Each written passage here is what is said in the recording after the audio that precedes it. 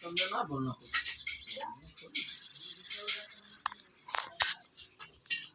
पुराना गांव कुसुमपुर, चारों तरफ खेत, टूटी कच्ची सड़कें और रात होते ही ऐसा सन्नाटा कि जैसे हर चीज किसी डरावनी शक्ति के अधीन हो।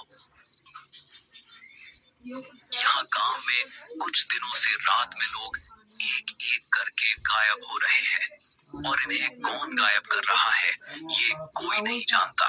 इस वजह से यहाँ के लोग रात में बाहर निकलने से डर रहे हैं। वीरेंद्र शहर में रह रहा था। उसके पिता की हाल ही में मौत हुई थी और अब उसे अपने पुश्तैनी घर और जमीन के कागज पूरे करने के लिए कुसुमपुर लौटना पड़ रहा था। शाम का समय था। आकाश में हल्की धुंध थी और सड़कें लगभग अंधेरी। वीरेंद्र ऑटो में बैठा गांव की ओर बढ़ रहा था। ऑटो वाला चुपचाप ड्राइव कर रहा था। वीरेंद्र ने मजाक में कहा, भाई रात में तो काफी सुनसान रहता है यहाँ। ऑटो वाला बस एक ही बात बोल पाया, साहब कोशिश करना रात को बाहर मत जाना। क्या बना होता है? रास्ता लंबा और दूध से भरा था। वीरेंद्र ने बाहर झांक कर देखा तो उसे सड़क किनारे खड़े पेड़ और खेतों के बीच से गुजरती अजीब सी परछाइयां दिखाई दी। हल्की हवा से पेड़ों की शाखाएं जैसे फुसफुसा रही हों। वीरेंद्र ने खुद से कहा, बस शहर में रहकर ही अच्छा था। ऑटो धीरे धीरे गांव के मुख्य चौक पर पहुंचा। वहां का दृश्य वीरेंद्र को हैरान कर गया। पूरे गांव में सन्नाटा था। कोई दुकानदार नहीं, कोई आदमी नहीं। चौपाल खाली थी। कुत्ते भी अपनी जगहों पर भौंक रहे थे। वीरेंद्र ने ऑटो वाले से कहा, भैया आप जाओ। ऑटो वाला सिर हिलाकर चुपचाप वहां से चला गया। वीरेंद्र अपने पुराने घर की ओर बढ़ा। पुराने रास्ते, टूटी सीढ़ियां और जर्जर दीवारें उसे बचपन की याद दिला रही थी। घर का दरवाजा अजीब तरह से बंद था। वहीं उसे अपनी बचपन की दोस्त मंजरी दिखाई दी। मंजरी अब अकेली रह रही थी। उसका चेहरा थका हुआ और डरावना लग रहा था। मंजरी ने धीरे से कहा, और वीरेंद्र इतने साल बाद कैसे हो? क्या हाल चाल है? और यहाँ आना कैसे हुआ? हाँ मंजरी, मैं ठीक हूँ। मैं बस अपनी पुश्तैनी जमीन का कुछ काम पूरा करने आया था। लेकिन यह बताओ, ये गांव में इतना सन्नाटा क्यों है? वीरेंद्र, हर रात यहाँ कोई ना कोई आदमी गायब हो जाता है। कोई आवाज नहीं, कोई निशान नहीं। बस सुबह जमीन पर एक काला निशान मिलता है, जैसे किसी ने उन्हें जला दिया हो। वीरेंद्र ने हंसकर कहा, मंजरी, ये सब मनगढ़ंत बातें हैं। गांव वाले डरावनी कहानियां बनाते हैं।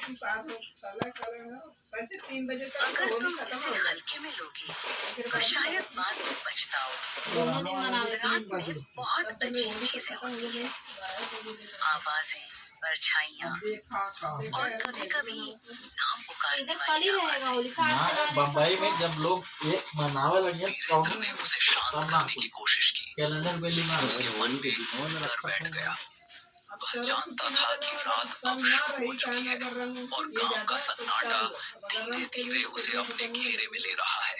अरे लेकिन जब होली का आज सब जला रहे तो कल ही खेलेंगे। लक्ष्मी आंटी तो बोले कल ही है। घर के पुराने कमरे में बैठा। कुड़न पता ना करा मतलब होला का काहे पता ना पता काय जाने का हम बोलली का करा ना कभी हवा में फुसफुसाहटें, कभी दीवारों के पीछे किसी का नाम पुकारना। वीरेंद्र ने सोचा यह सब अजीब है, लेकिन उसके पास समय कम था। वो डरते डरते सोया। अगले दिन जमीन और घर के कागज कंप्लीट करने थे। वो धीरे धीरे गांव की गलियों में घूमना शुरू करता है। वहाँ हर घर का दरवाजा जल्दी बंद होता है, कोई बाहर नहीं दिखता। चौपाल बिल्कुल खाली। कुत्ते भी अजीब तरह से घूर रहे थे। वीरेंद्र ने महसूस किया कि जैसे हर कोई डर के साए में रह रहा। अरे जैसे अपन कभी उसे देवलियन गांव का का सिखा पुराना को पंडित बजा दिखाई करे दिया। वैसे इन्होंने को पंडित मुहर बुजुर्ग रहाला और समझ। गंभीर थे। उनका चेहरा समय की मार झेल चुका था। पंडित ने वीरेंद्र को देखते ही गंभीर स्वर में कहा, अब आई सारा करे से लक्ष्मी आंटी वीरेंद्र, करे से तुम यहाँ क्या करने आए हो? पिताजी के जमीन के कागज पूरे करने, लेकिन ये सब अजीब क्यों है?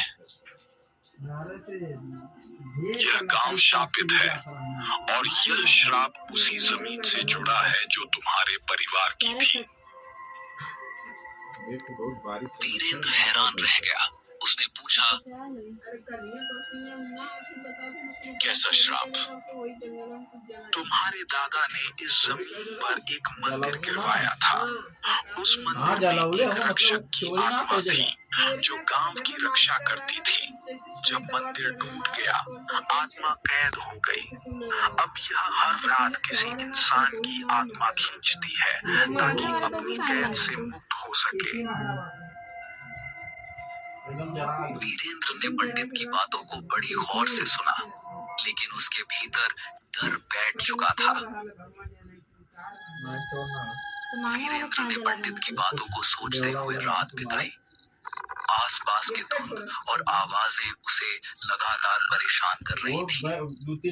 दीवारों के पीछे फुसफुसाहटें, हवाओं में नाम पुकारने की आवाजें और खिड़कियों से काले सारे उसे मानसिक रूप से कमजोर कर रहे थे। अपलोड करके सेव करके डायरेक्ट कॉपीराइट मार दे तो बंद हो जाएगा दूसरा। कॉपीराइट मतलब डायरेक्ट सेव करके डालो। जिसका वीडियो कॉपीराइट मार दे बंद हो जाएगा। तो पता थोड़ी चलेगा इतना छोटा यूट्यूब पर है वो अभी वीडियो का डांस गरीबों का डांस कर रहा है। वीडियो डाउनलोड करेगी ना तो उसके पास मैसेज जाता है, तो अपलोड करेगी ना जिसका वीडियो उसके पास फिर message. At EuroKids, we nurture your child's emotional and spiritual growth with Eureka, the visible thinking curriculum, पर ऐसे कैसे fostering कुछ जला empathy, देना है? resilience.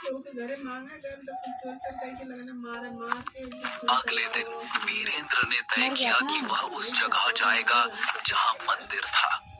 उसे जानना था कि क्या सच में यह श्राप उसके परिवार की गलती का परिणाम है। वीरेंद्र, मत जाओ वहाँ, यह खतरनाक है। तुम्हें दानी शक्ति दिख रही थी। फेंक के जला जाना कोई जानवर था। मंजरी इंसान नहीं थी, वो पूरी तरह टूटने वाली थी। मैं अब तुम्हें नहीं छोड़ूंगी। तुम्हें निकलने के बाद मैं इस श्राप से मुक्त हो जाऊंगी।